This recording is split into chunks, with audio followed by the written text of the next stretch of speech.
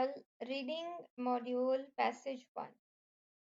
इस वीडियो में हम आइल्स जो जनरल ट्रेनिंग है जो इमिग्रेशन के लिए या वर्क वीज़ा के लिए होता है, जो स्टडी वीज़ा के लिए नहीं होता, उसके रीडिंग मॉड्यूल का एक पैसेज जो है वो उसको सॉल्व करेंगे। तो हम स्टार्ट करते हैं रीडिंग पैसेज वन से। और ये किसके बारे में है? Read the text below and answer questions 1 to 8। अब ये जो 1 to 8 क्वेश्चंस हैं हम इनको देखते हैं। Look at the 5 advertisements A to E. कौन सी एडवर्टीजमेंट? एक ये ए है, देन इस तरफ ये B, then C and then D and E. ये हमें 5 एडवर्टीजमेंट्स दी हुई हैं। Which advertisement mentions the following. और ये नीचे हमें स्टेटमेंट्स दी हुई हैं यहाँ पर, जैसे ये है a remote location, all meals included, hot drinks, free transport. और ये हमें बताना है कि ये कौन सी जो एडवर्टीजमेंट है वो किससे मैच कर रही है। तो हमारा क्या है टास्क कि हमने इन 5 एडवर्टीजमेंट्स को पढ़ना है और विच एडवर्टीजमेंट जो है वो हमने फाइंड करनी है।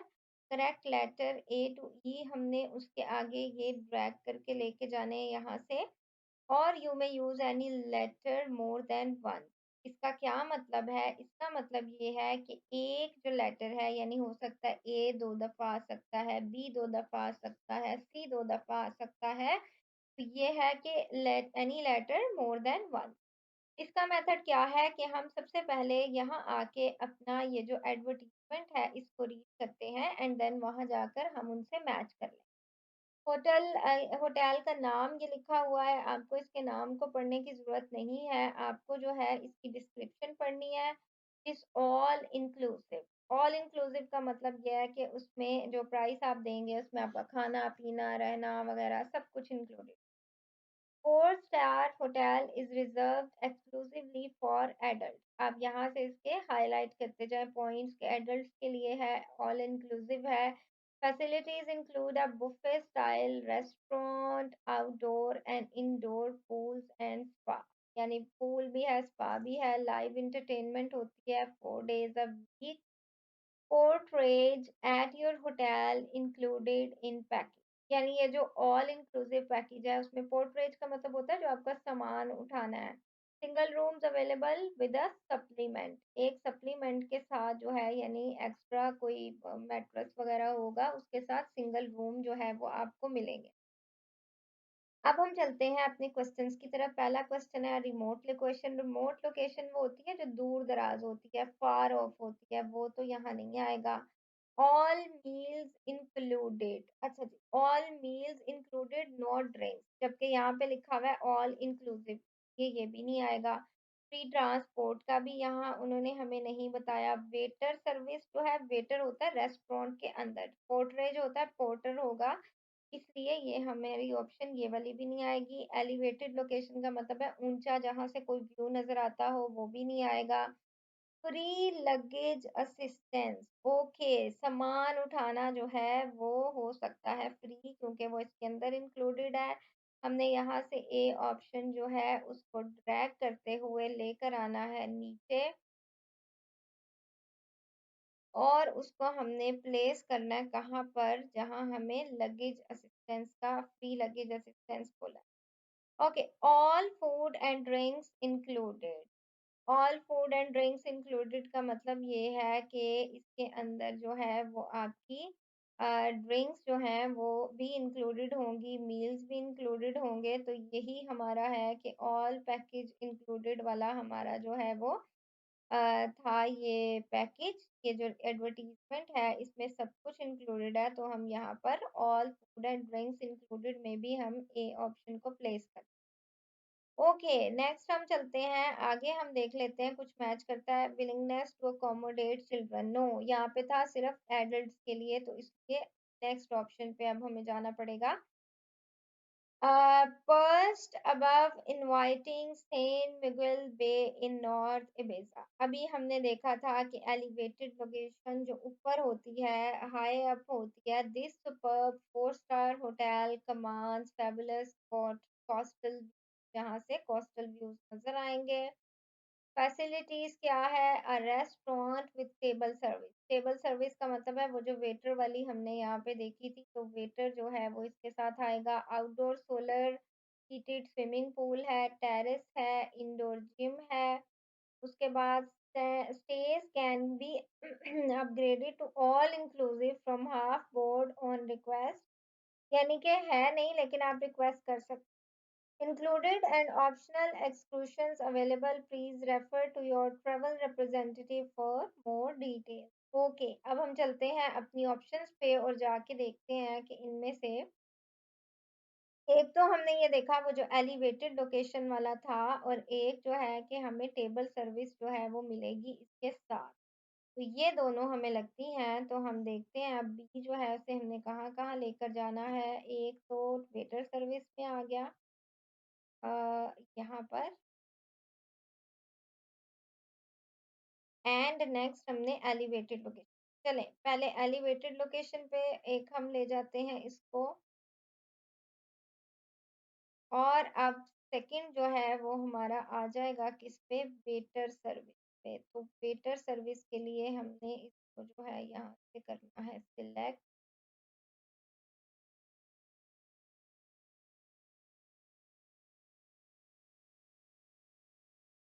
ओके, नेक्स्ट चलते हैं जी हम अपनी उस पे नेक्स्ट एडवर्टीजमेंट पे। Modern self catering apartment situated in the family friendly resort. Okay, family friendly है। All apartments are fully furnished with fully equipped kitchens भी हैं वहाँ पे, ओपन प्लान लाउंज भी है वहाँ पे, and sleeping areas. Apartments are located around a large communal pool with the pool sidebar. Optional excursions can be arranged with your travel representative who will be on site 2 days per week. Okay, travel representative जो है वहाँ पे है, और optional के लिए आप उसको चूज कर सकते। हमारी जो ऑप्शंस हैं वो रह गई हैं रिमोट लोकेशन। रिमोट लोकेशन तो ये नहीं इसके साथ मैच हो सकता। All meals included not drinks के साथ नहीं हो सकता। हाँ, एक ऑप्शन है हमारे पास विलिंगनेस टू अकोमोडेट चिल्ड्रन, तो चूंकि फैमिली फ्रेंडली है इसलिए सी ऑप्शन जो है वो हमारा यहाँ पे करेगा सूट। सी ऑप्शन हमने लेके जाना है कहाँ पे? जहाँ पर हमारा जो है वो फैमिली फ्रेंडली, जहाँ हमें उन्होंने बोला है। ओके, अब हमारी ऑप्शंस जो रह गई हैं वो हैं a remote location, all meals included, not drinks and free transport. Okay, next हम चलते हैं डी पे। Located in A tranquil setting. Tranquil setting ये हो सकती है, होती है कि जो पुरसकून होती है, पीसफुल होती है। Ideally situated for the beach and the nearby fishing village of, okay, fishing की बात हो रही है। A complimentary shuttle bus operates between the hotel and the town of Nirja, which is a 20-minute journey away. Stays are on a full board basis only. Full board basis का मतलब ये होता है जिसमें फूड तो included होता है, खाने तो होते हैं लेकिन ड्रिंक्स नहीं होते।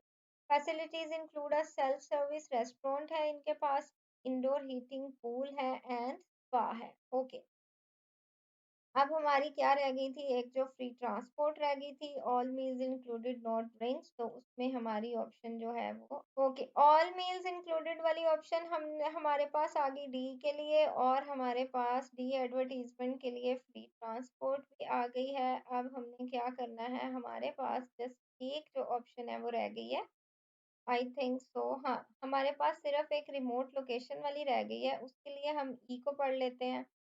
Stay in a less well-trodden area of Spain and enjoy a warm welcome in the family-run hotel. Less well-trodden का मतलब ये है कि जहाँ ज्यादा लोगों का आना जाना नहीं है, जो दूर है, तो इसलिए रिमोट लोकेशन वाला जो हमारा ऑप्शन है वो आ जाएगा। ओके, तो हमारे आंसर्स हो गए E, D, D, B, E, A and E. ये हमारी ऑप्शंस जो हैं वो हो गई जो 5 एडवर्टीजमेंट से हमने match. Okay, next question we are going to solve that are question number 9 to 14, and these questions are from the text that read the text below and answer questions 9 to 14. How your breakfast habits may reveal more about you than you realize. Okay. And these are true, false and not given questions. हम इनको कैसे solve करेंगे? हमने हर statement को 3 parts में divide करना है. The writer clearly believes the test is a valid measure of personality. Okay, ये हमारा थर्ड पार्ट हो गया. और अब हमने क्या करना है कि इनको तीनों पार्ट्स को हमने फाइंड करना है अपने टेक्स्ट में और ये बताना है कि ये ट्रू है, फॉल्स है या नॉट गिवन. अगर तो ये तीनों पार्ट्स टेक्स्ट में होंगे और सेम आइडिया कन्वे कर रहे होंगे तो देन ये ऑप्शन हो जाएगी ट्रू.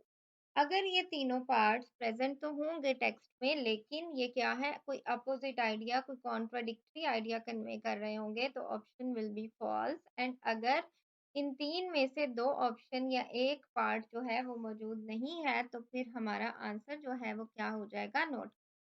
इसका मतलब क्या है कि जो राइटर है जिसने ये टेक्स्ट लिखा है उसको उसका क्लियर बिलीफ जो है वो नहीं है इस बात पे.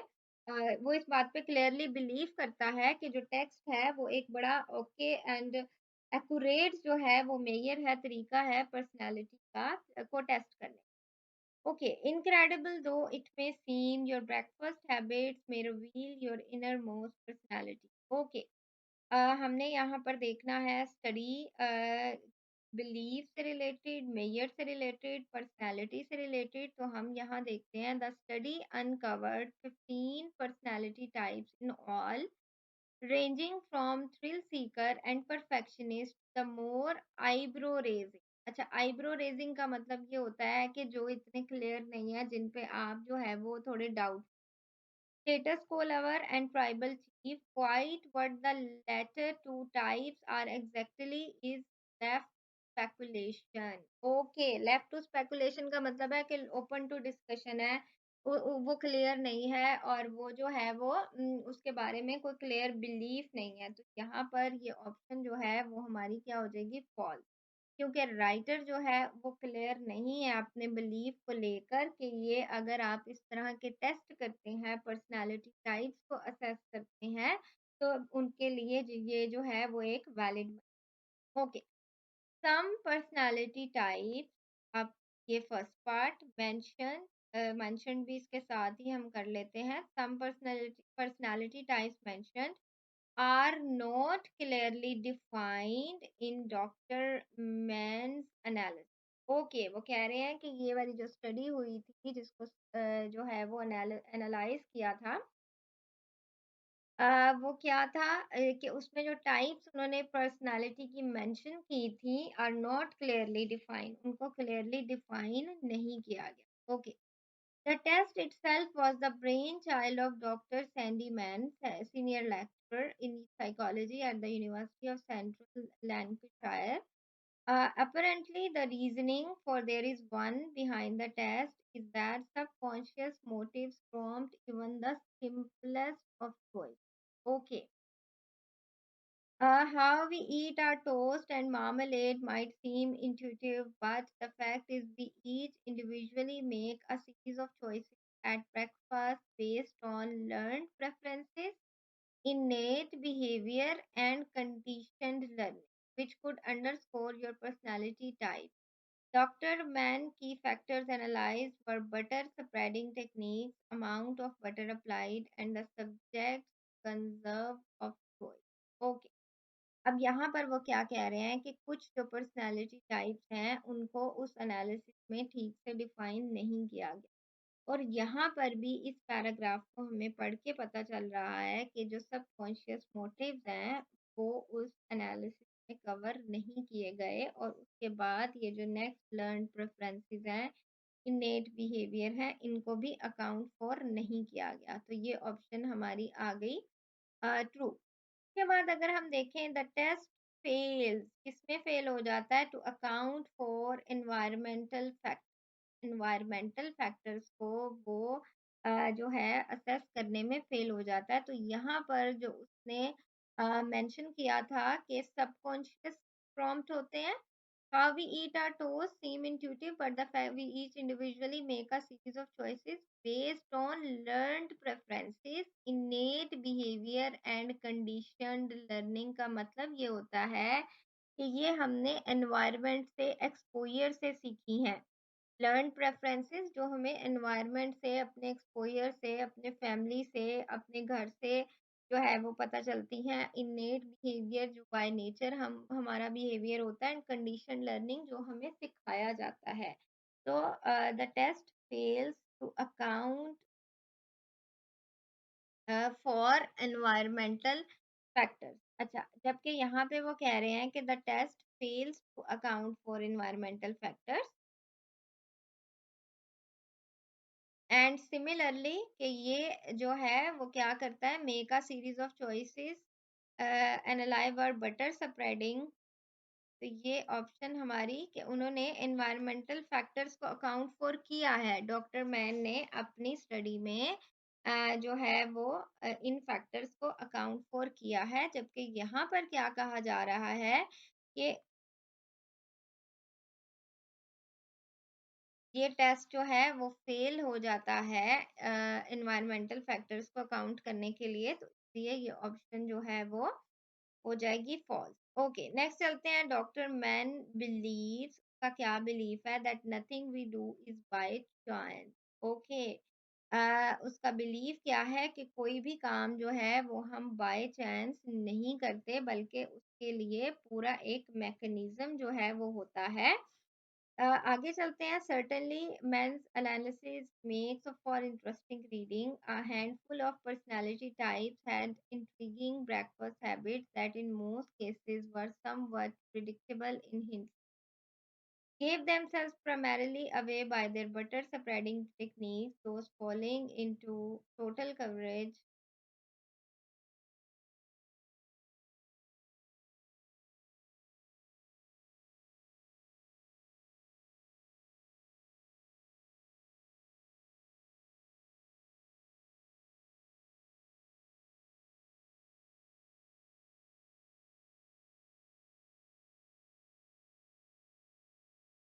Moving on to questions 9 to 14.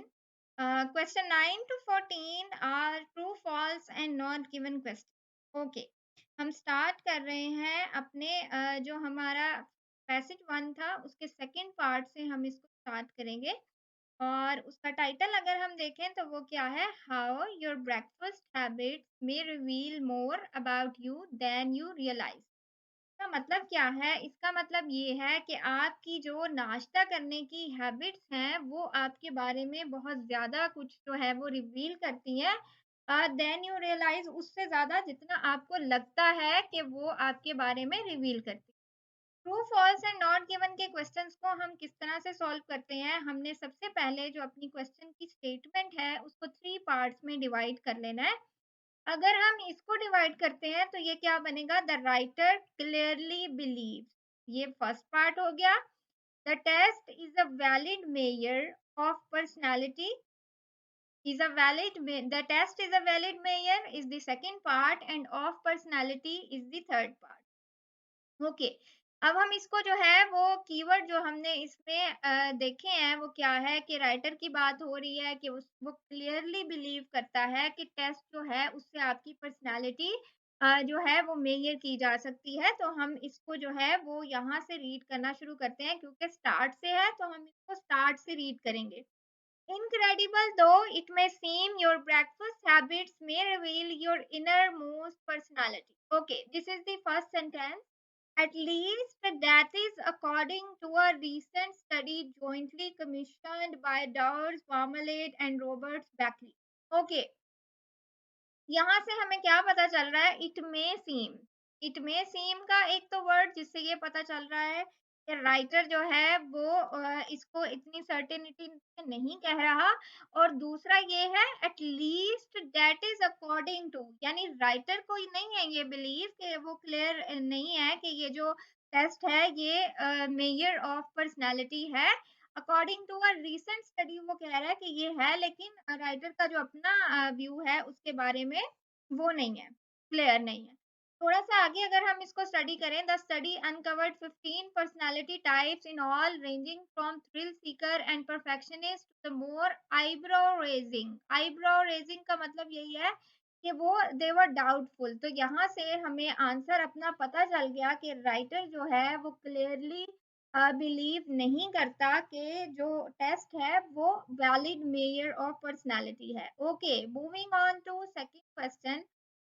some personality types के कुछ जो personality types थी mentioned are not clearly defined, second part आ गया, are not clearly defined in Dr. Mann's analysis। अब यहाँ क्या पूछ रहे हैं वो कि जो पर्सनालिटी टाइप्स, ये जो अभी हमने देखा है कि 15 पर्सनालिटी टाइप्स जो हैं वो किया था, उनको एनालाइज किया था, तो वो क्या है, उनमें से कुछ जो टाइप्स हैं उनको क्लियरली डिफाइन नहीं किया गया।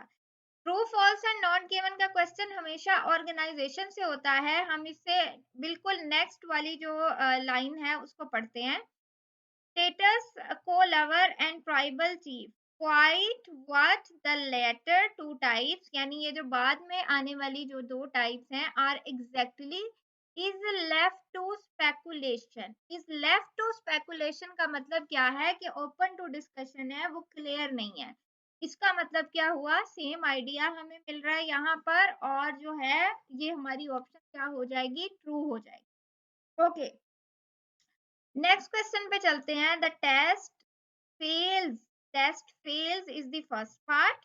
कि टेस्ट जो है वो फेल हो जाता है किसमें, टू अकाउंट फॉर, किसी चीज को अकाउंट करने में, और वो क्या है, वो है एनवायरमेंटल फैक्टर। ओके, ये हमने देखना है कि जो टेस्ट के बारे में बात हो रही है और एनवायरमेंटल फैक्टर्स की बात हो रही है, इनको थोड़ा सा हम स्टडी कर लेते हैं।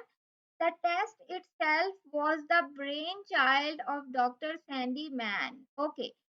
यहाँ से हमें एक बात पता चल रही है कि ये जो टेस्ट था इसे बनाया था खुद किसने, डॉक्टर सैंडी मैन ने, जो कि senior lecturer in psychology at the University of Central Lancashire. ये उनका थोड़ा सा इंट्रो दिया हुआ है। Apparently the reasoning for there is one behind the test is that subconscious motive prompt even the simplest of choices। Okay, यहाँ पहला argument जो है वो टेस्ट के बारे में हुआ है। हमारा फर्स्ट जो वर्ड है द टेस्ट, वो यहाँ मौजूद है। The test is that subconscious motives prompt even the simplest of choices, यानी जो हम चॉइसेस करते हैं जिंदगी में, वो जितनी भी सिंपल क्यों ना हो, उनके पीछे कोई ना कोई सबकॉन्शियस पे कोई ना कोई जो एक्टिविटी है, कोई पर्पस जो है वो चल रहा होता है।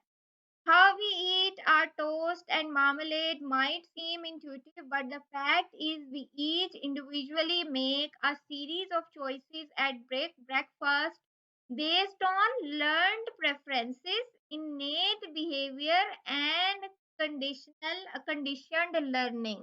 Okay.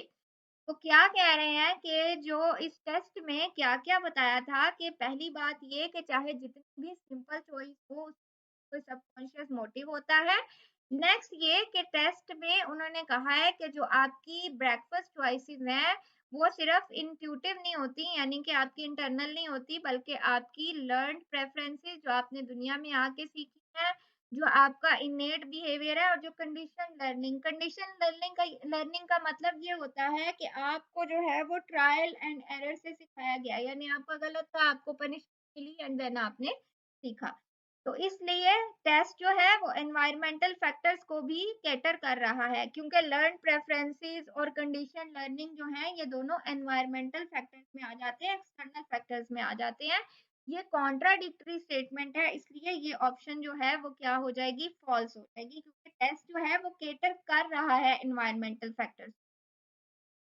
ओके, नेक्स्ट क्वेश्चन पे चलते हैं। डॉक्टर मैन का बिलीव है दैट नथिंग वी डू, जो कुछ भी हम करते हैं, कोई भी काम ऐसा नहीं है जो कि बाय चांस होता है, यानी बाय चांस नहीं होता, उसके पीछे कोई ना कोई मैकेनिज्म जो है वो वर्क कर रहा होता है। तो यहाँ अगर हम देखें, the test is that subconscious motive prompt even the simplest of choices. तो ये हमारा आंसर जो है वो ट्रू हो गया, क्योंकि कुछ भी जो हम करते हैं वो बाय चांस नहीं होता, बल्कि उसके पीछे कोई ना कोई मोटिव होता है। Okay, several contributors several contributor यानी बहुत से जो कंट्रीब्यूटर थे डिवाइस्ड द टेस्ट, उन्होंने ये टेस्ट जो है वो डिवाइस किया था।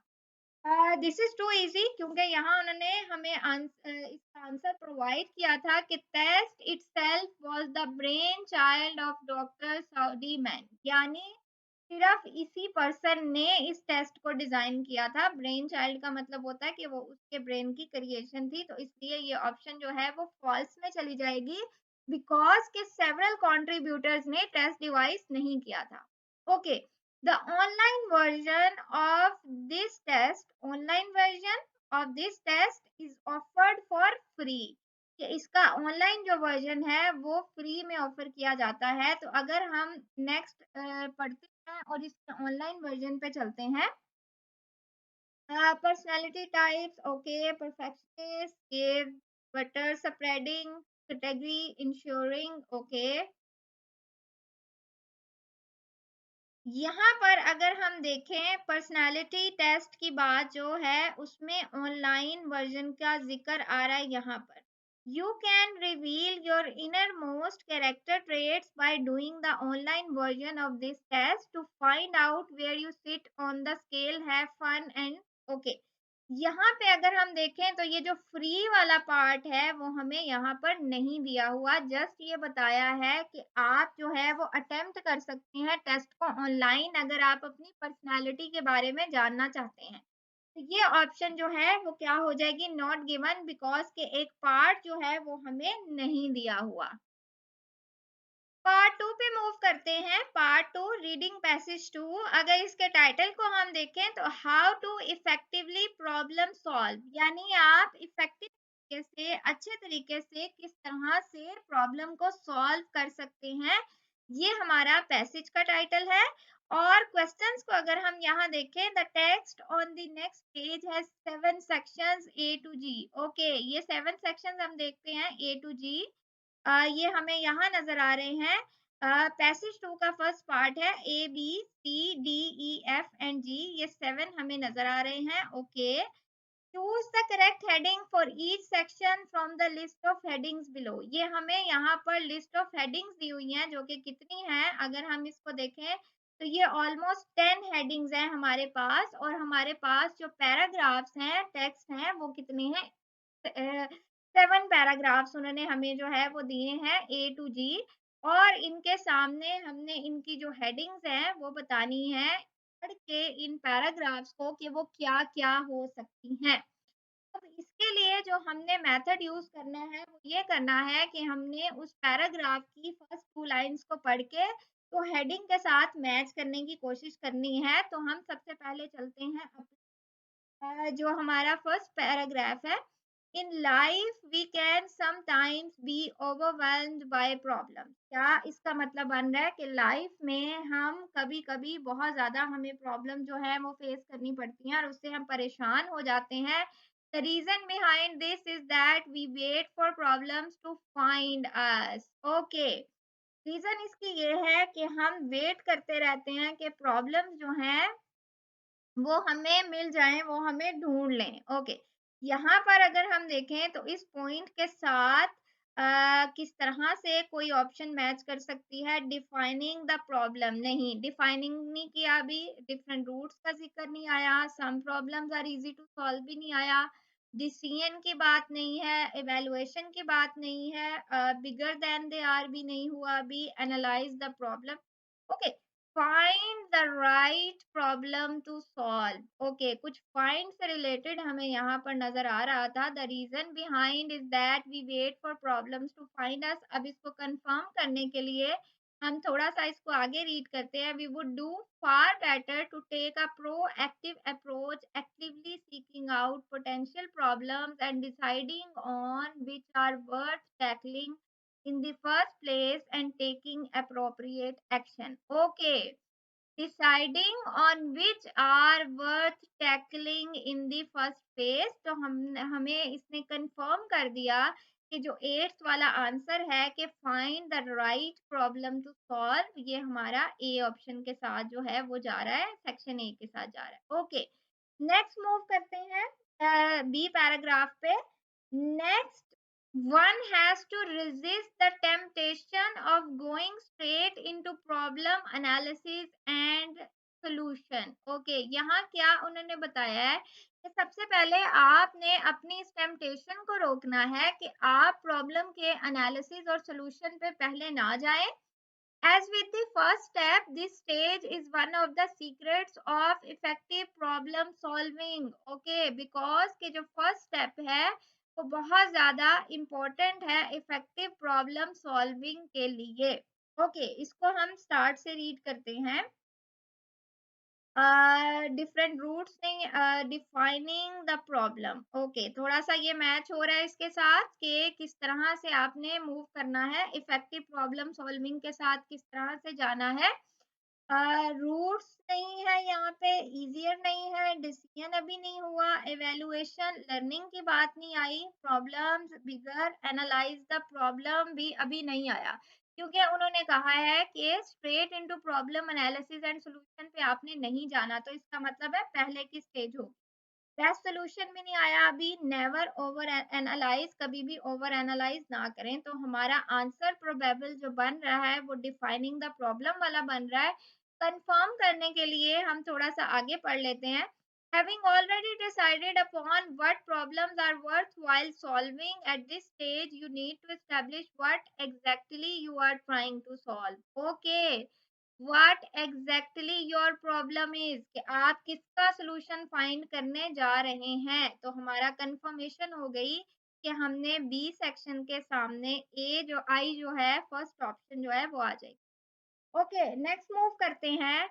Now you are ready to get down to work on actually tackling the problem you have identified. Okay, अब आप रेडी हैं कि आप जो है वो उस प्रॉब्लम को सॉल्व करने चले जाएं जिसको आपने आइडेंटिफाई किया है. You need to break down the complexity of the problem, away the superficial and getting to the causes or issues. Okay, अब यहाँ हमें पता चल रहा है कि अब हमने solution की तरफ जो है वो मूव करना है. और इसके दरमियान में एक स्टेप आएगा, डिफाइन कर लिया प्रॉब्लम को, अब एनालाइज करें उसको ब्रेक डाउन करें, उसको जो है वो देखें कि किस तरह से हमने इसके कॉजेस की तरफ मूव करना है. तो इसके लिए हम चलते हैं अपनी ऑप्शंस पे जो हमने कर लिया. रूट्स का जिक्र इसमें नहीं आया, इजियर की बात नहीं आई, अभी डिसीजन नहीं हुआ है, अभी लर्निंग नहीं है, अभी प्रॉब्लम्स अपीयर नहीं हो रही हैं. ओके, ये आंसर हमारा मैच हो रहा है. Analyse the problem. Analyse the problem को कंफर्म करने के लिए हम थोड़ा सा आगे रीड करते हैं. Which this may take some time and thought, in the long run you will reap the benefits of spending time in this more contemplative stage of the process. यानी आपने जो सोच के एनालाइज करके टाइम लिया था वो आपको हेल्प आउट करेगा. तो हमारा सी ऑप्शन के बाद के सामने आ जाएगी ये सेवंथ ऑप्शन. ओके, मूव करते हैं next. There are always more than one ways to solve the problem. So take time to create and work upon plenty of creative possibilities to the problem. क्या बात हो रही है कि एक ही problem को सॉल्व करने के एक से ज्यादा मेथड होते हैं. आप टाइम लें क्रिएट करने के लिए और क्रिएटिव पॉसिबिलिटीज जो हैं वो प्रॉब्लम्स की उन पे वर्क करें. Think of it as a personal brainstorming session, कि आप खुद से अपना पर्सनल जो है वो ब्रेन स्टॉर्मिंग सेशन कर रहे हैं. तो हमें यहाँ पर एक आ रहा था डिफरेंट ऑप्शंस की बात आ रही थी. ओके, ये जो हमारा है एक्सप्लोर डिफरेंट रूट, तरीकों से किन मेथड से आप जो है वो प्रॉब्लम को सॉल्व कर सकते हैं, क्योंकि प्रॉब्लम को सॉल्व करने का मेथड एक नहीं है. तो ये इसके लिए हमें मजीद पढ़ने की जरूरत नहीं है, बिकॉज कि ये डिफरेंट रूट से भी हो गया है और वहां पर जो मोर देन वन वेज है उसके साथ भी ये हो गया है, मैच हो गया. ओके, नेक्स्ट हमारा जो क्वेश्चन है ई जो हमारा सेक्शन है उसमें क्या है. Next you need to make choices. अब आपने चॉइसेस बनानी है. You need to weigh up the relative merits and risk of different options you generated in the previous step and decide which to go for. जी, आप सारी जो आपके हैं उनके मेरिट्स और जो रिस्क हैं डिफरेंट ऑप्शंस के उनको वेइ करें और फिर डिसाइड करें कि आपने किस तरफ जाना है। तो यहाँ पर अब आई थी हमारा ऑप्शन से रिलेटेड है वो हमें नज़र आ रही थी। डिफरेंट रूट्स हो गया, ईज़ियर वाला भी अभी नहीं आया, अभी डिसीजन नहीं हुआ, अभी इवैल्यूएशन और लर्निंग नहीं हुई, may appear bigger than they are been. Okay, select the best solution. क्या है कि मेक चॉइसेस, आपने रिलेटिव में मेरिट्स देखने हैं, रिस्क देखने हैं और फिर जो है उसकी बेस पे आपने जो है वो सॉल्यूशन को सिलेक्ट करना है। तो हमारा डी ऑप्शन जो है वो आ जाएगा, सॉरी ई ऑप्शन जो है वो आ जाएगा ये वाला जो हमारी नाइन्थ ऑप्शन है, select the best solution. Okay, deciding on which course of action to take is only half the story. अब जब आपने course of action जो decide किया है वो half of the story है. You need to carry the action through in an effective way if you are to deliver the outcomes essential to solving the problem you originally defined. Okay, यहाँ क्या है कि आपने अब क्या करना है, नेक्स्ट फेज पे मूव करना है। डिसाइड कर लिया है, अब ऑब्वियसली आपने उसको कैरी आउट करना है, आपने एक्शन टेकिंग करनी है, आपने एक्चुअल में जो है वो अपना डिसीजन लेना है। तो अगर हम देखें तो हमें यहाँ पर ओके डिसीजन वाला पॉइंट हमें नजर आ रहा है, इम्प्लीमेंट योर डिसीजन, कि अब आपका कोर्स ऑफ एक्शन को डिसीजन करने का टाइम है और ये वाली हमारी ऑप्शन जो है वो फोर्थ। मूव करते हैं अपने लास्ट पैसेज पे, लास्ट पैराग्राफ पे, that is hopefully once you have reached this stage is now a thing of the past. अब आप यहाँ तक पहुंच गए हैं तो ये पास्ट है। Before you give yourself a well deserve pat on the back, it is worth taking time out to reflect on what you have achieved so far and whether you in fact arrived at the anticipated outcome you had hoped for। क्या मतलब है कि अब आप जो है evaluation करें कि आपने जो अचीव करना चाहते थे वो आपने अचीव कर लिया है या नहीं। तो यहाँ हमें एक evaluation वाला पॉइंट नजर आ रहा था, evaluate and learn। तो हमारा यहाँ पर ऑप्शन में आंसर आ जाएगा फिफ्थ। तो this is how you are going to match the heading. आपने अपना जो टाइम है उसको एफिशिएंटली इस तरह से यूज करना है। और अब हम मूव करते हैं नेक्स्ट क्वेश्चन पे, that is question number 22 and 23। दो क्वेश्चन है हमारे पास और वो क्या है, कंप्लीट द सेंटेंसेस बिलो, यानी फिल इन द ब्लैंक्स का क्वेश्चन है। नो मोर देन 3 वर्ड्स, यानी इसमें 1 वर्ड भी आ सकता है, 2 वर्ड्स भी आ सकते हैं और इसमें 3 वर्ड्स भी आ सकते हैं। नेक्स्ट मूव करते हैं। अब हमारा जो टेक्स्ट है वो चेंज हो गया है। The function and definition of play. Play यानी खेल का जो मीनिंग है, डेफिनेशन है और उसका जो फंक्शन है, जो उसका काम है, जो उसका रोल है, उसके बारे में ये है। हम सबसे पहले अपनी ब्लैंक्स वाले क्वेश्चन को पढ़ेंगे। Whilst play may seem a purely fun activity. Fun activity आ गया हमारा पहला keyword. It plays a dash in maturation. Maturation हमारा सेकंड कीवर्ड आ गया। और अब हम देखते हैं कि फन एक्टिविटी और प्ले करने की वजह से प्ले जो फॉर्म आई है यहाँ पे, इट प्लेज अ, तो ये हमारा एक क्लू है कि कोई पार्ट हो सकता है, कोई रोल हो सकता है, इस तरह का कोई वर्ड होगा। तो हम यहाँ से स्टार्ट जो है वो रीडिंग करने की कोशिश करते हैं और देखते हैं। Play can be defined by three basic criteria: freedom of choice, personal judgment, that is end in itself. Okay, fun activity जो है वो हमें यहाँ पर अभी नजर नहीं आ रहा। Its persistence through the ages and across diverse cultures demonstrates its functional role in human survival and development. Okay, in a nutshell, play serves to develop social and cognitive abilities as well as acting as a form of self expression. यहाँ पर हमें maturation, अब ये जो human survival and development का word है ये किससे रिलेटेड आया है, ये आया है मैचुरेशन, मैच्योर होने से रिलेटेड आया है। और हमारा जो टारगेट पूरा हो रहा है कि 2 वर्ड जो हैं वो हमें यहाँ पर आ रहे हैं और ये सिंगुलर भी है, फंक्शनल रोल, तो हमारे यहाँ पर आंसर आ जाएगा functional role. Okay, next move करते हैं। एज अ चाइल्ड मैच्योर्स, जब एक चाइल्ड मैच्योर होता है, they will engage in dash using a set of rules, ये रूल्स यूज करेंगे टू प्ले गेम्स, गेम्स खेलने के लिए। अब यहाँ पर हमें ढूंढना है कि इंगेज किसमें हो रहे हैं वो, तो वो इंगेज जो है वो हम फाइंड करते हैं जब बच्चे जो हैं वो बड़े हो रहे होते हैं। इसी नेक्स्ट हम मूव करते हैं। Within the activity of play itself there are several clearly defined types. These types range from simple physical play with objects such as baby rattles to more complex cognitive play in games with many rules. Okay, rules किनके होते हैं games के, किसमें वो चले जाएंगे, हमारा यहाँ पे आंसर आ जाएगा कॉम्प्लेक्स कॉग्निटिव प्ले, क्योंकि ये हमारा जो है वो आ रहा है वर्ड, और 3 वर्ड्स की जो कंडीशन है हमारी वो भी पूरी हो रही है। एज अ चाइल्ड मैच्योर्स, यानी जब बच्चे बड़े हो जाते हैं, ओल्डर चिल्ड्रन, यहाँ पर देखें सच एज कार्ड्स और chess played by older children, ये उसके साथ रिलेट हो गया कि बच्चे बड़े हो जाते हैं। दे विल एंगेज इन, वो किस में एंगेज होंगे, जिसमें उन्हें रूल जो है वो फॉलो करने पड़ेंगे किसी गेम को प्ले करने के लिए।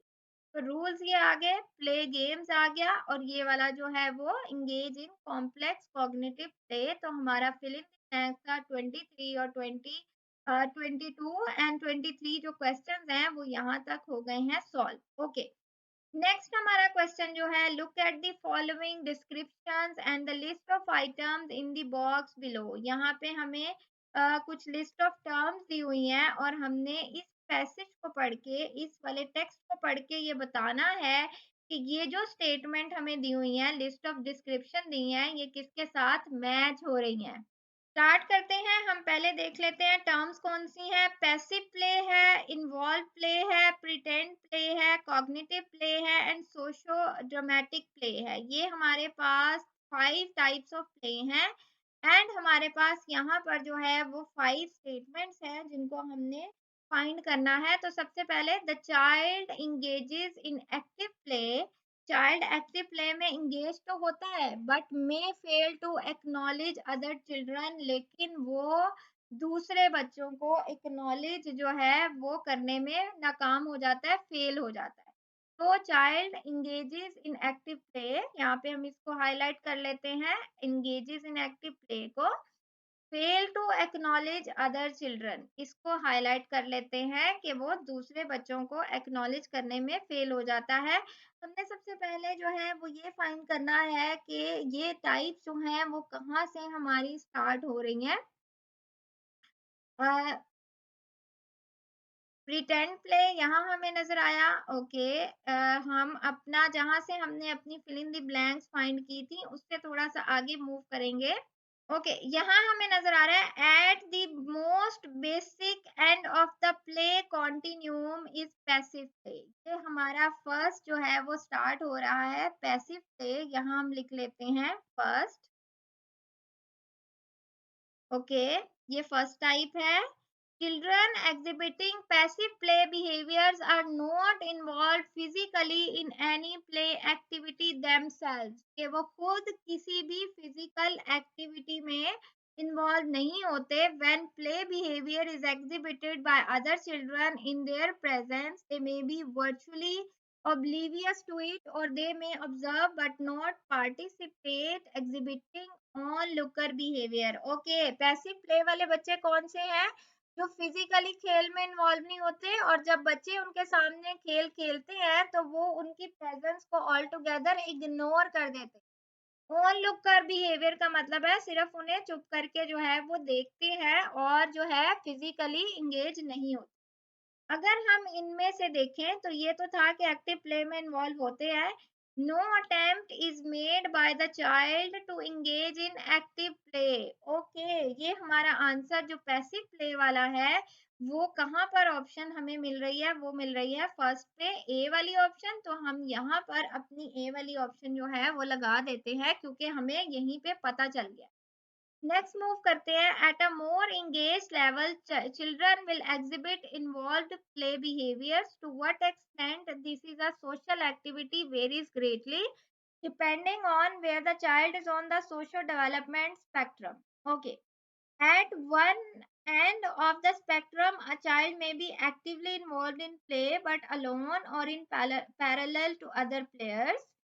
In both cases, the child does not interact with other children in play activity. As the child learns to engage more with other children socially, involved play behavior will show acknowledgement but not complete interaction with other children in associative play, and more complete engagement with other children in cooperative play. Okay, दो हमें यहाँ पर नजर आ रही हैं options, एक involve play behaviour की, ये वाली, इसको हम यहाँ लिखते हैं, नोट लिख लेते हैं कि ये हमारी सेकंड टाइप थी।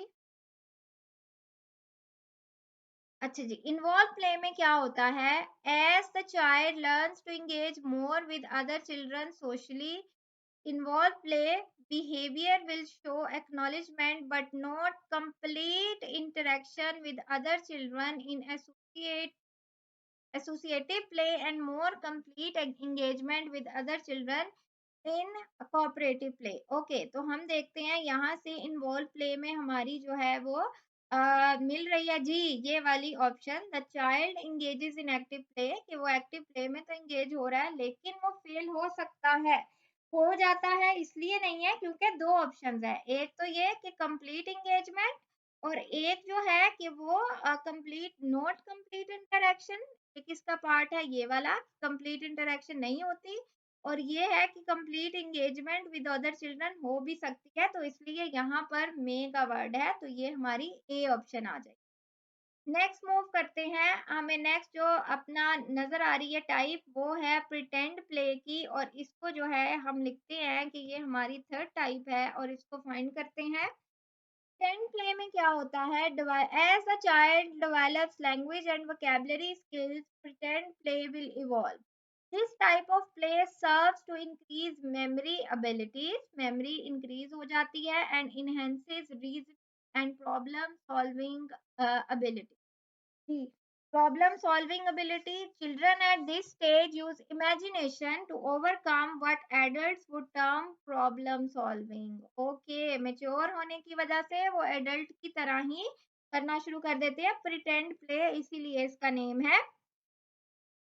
Abstract rules are used in game playing. Okay, cognitive function की बात नहीं हो रही यहाँ पे। Interaction with other children is vital for play, ये भी नहीं हो रहा। Play foreshadows more complex adult behaviour used in daily survival. Okay, foreshadows more यानी एडल्ट बिहेवियर की कॉपी करते हैं, तो सी ऑप्शन आ गई हमारी प्रिटेंड प्ले वाली। नेक्स्ट चलते हैं। As cognitive abilities develop in a child they will begin to engage in cognitive play. यहाँ पर आ गया है जी cognitive play. Here at a more, इसको हम यहाँ से हाईलाइट कर लेते हैं। फोर्थ हमारा ये पॉइंट है, फोर्थ हमारी ये ऑप्शन है। Okay, at a more complex level, a child will play games with set rules. Set rules वो यूज करेगा, और engaging in dramatic play that involves a degree of role play. तो यहाँ पर हमें कॉग्निटिव फंक्शनिंग का नजर आ रहा था एक वर्ड, तो यहाँ हमारा आंसर आ जाएगा सी। हमने लगा लिया है, डी पे हमें कॉग्निटिव प्ले मिल रहा है, तो डी हमारा ऑप्शन आ गया। अब हमारी सिर्फ एक ऑप्शन रह गई है, हम जो है वो socio economic play, I think जो फिफ्थ टाइप है सोशो ड्रामेटिक प्ले, उसको हमने करना है। और अगर हम इसको देखें, cognitive and social abilities are significantly developed, child will demonstrate socio dramatic play, ये हमारी फिफ्थ टाइप है, लास्ट टाइप है, जिसमें रोल प्ले जो है वो होता है। और used and child interacts with other children to narrate and act in stories. Okay, यहाँ हम इसको पढ़े बगैर भी लगा सकते हैं बिकॉज यही ऑप्शन रह गई है, लेकिन हम इसको अपनी तसल्ली के लिए जो है वो पढ़ लेते हैं। तो this is the end of the passage 2। हम अब नाउ मूव कर रहे हैं अपने पैसेज 3 पे, जिसमें हमें जो 29 टू 40 क्वेश्चंस हैं वो दिए हुए हैं। और पहला पार्ट जो है वो true false and not given का है, और दूसरा पार्ट जो है वो हमारी फिल इन द ब्लैंक्स का है। ओके, रीडिंग हम स्टार्ट करते हैं। पहले सबसे हम अपने क्वेश्चंस को पढ़ते हैं। यहाँ पर हमें क्या दिया हुआ है उन्होंने, जो चीज making does not just rely on purely scientific methods. हमें पता चला कि ये किससे रिलेटेड है, द प्रोसेस ऑफ चीज मेकिंग का प्रोसेस जो है वो उससे रिलेटेड है। हमने अपनी स्टेटमेंट्स को 3 पार्ट्स में डिवाइड करना है। चीज making doesn't just rely on purely scientific methods, के सारी की सारी जो चीज मेकिंग है उसका सारा जो डिपेंड है वो साइंटिफिक मेथड्स पर नहीं होता। ओके, हम यहाँ पर चलते हैं और अपनी इसको रीड करते हैं। When it comes to cheese we are spoiled for choice from the milder cheeses, okay, more pungent, all taste, okay. Whilst cheeses may vary greatly, they are all manufactured 6-stage making process: acidification, coagulation, separating curds, and whey salting. This is more than element of art in this process. Okay, सिर्फ scientific method नहीं है, art भी है। Will temper the process according to their own senses of sight, touch and smell. तो इसका मतलब है कि चीज मेकिंग सिर्फ साइंटिफिक मेथड से रिलाई नहीं करती, बल्कि उसमें आर्ट भी है, और ये पर्सन टू पर्सन वेरी करता है। जो उसके मैन्युफैक्चरर्स हैं उनकी अपनी senses of site, touch and smell जो है वो भी इसको अफेक्ट करेंगे। ओके, तो जो हमें स्टेटमेंट दी है कि solids are initially separated from liquids through a mechanical process, तो वो हमें कहाँ मिल रहा है, हमें यहाँ नजर आ रहा है। In the following stage, the insoluble curds are removed from the whey in the separation process. तो separation जो process है वो कोई mechanical process नहीं होता, तो इसलिए ये ऑप्शन हो जाएगी false। और वे कंटेन्स, ये जो वे है जिसका यहाँ पे जिक्र हुआ है, इसके अंदर डिजॉल्व मिल्क सॉलिड्स होते हैं। जबकि अगर हम देखें तो यहाँ पर उन्होंने हमें जो वे की बताई थी, जो as casein precipitates from milk forming curds, the watery substance left surrounding the curds is known as whey. Watery substance जो है उसके अंदर होता है, डिजॉल्व मिल्क सॉलिड जो है वो उसके अंदर नहीं होते, तो इसलिए ये ऑप्शन हो जाएगी false. Harder cheeses need more maturation than soft cheeses. Okay, यहाँ कुछ हार्डर चीजेस की बात हो रही है। Harder cheeses like cheddar and Gruyere are created by being okay. Softer cheeses like are cut, creating a much softer texture. यहाँ पर कोई ऐसी बात नहीं हो रही जिसमें मैचुरेशन की जरूरत हो, तो इसलिए ये वाला हमारा आंसर चला जाएगा नॉट। ओके, नेक्स्ट हम मूव करते हैं। हमारे नेक्स्ट क्वेश्चन जो 33 टू 40 है वो क्या है, कंप्लीट द समरी बिलो, यानी हमने fill in the blanks fill करनी है। और हमारा जो आंसर है वो क्या है, नो मोर देन 3 वर्ड्स का मतलब है 1 वर्ड भी आ सकता है, 2 वर्ड्स भी आ सकती हैं और 3 वर्ड्स भी आ सकते हैं। द प्रोडक्शन प्रोसेस जो है वो कहाँ से स्टार्ट हो रहा है। Lactic acid bacteria are first added to milk to change milk lactose to lactic acid, rennet is then added its active enzyme rennin dash milk protein. Okay, यहाँ पर हमें जहाँ पर रेनेट का यहाँ नजर आ रहा था, थोड़ा सा हम इसको यहाँ से रीड करते हैं एंड रेनेट को जो है वो फाइंड करते हैं। ओके, रेनेट हमें यहाँ नजर आ रहा है। Next, a substance that is known as rennet, ये हमारी फर्स्ट सेंटेंस आ गया। ये rennet which is obtained from the stomach lining, okay, is used in the coagulation process causing milk protein to solidify. Rennet contains the active enzyme renin. Okay, यही हमारा question है।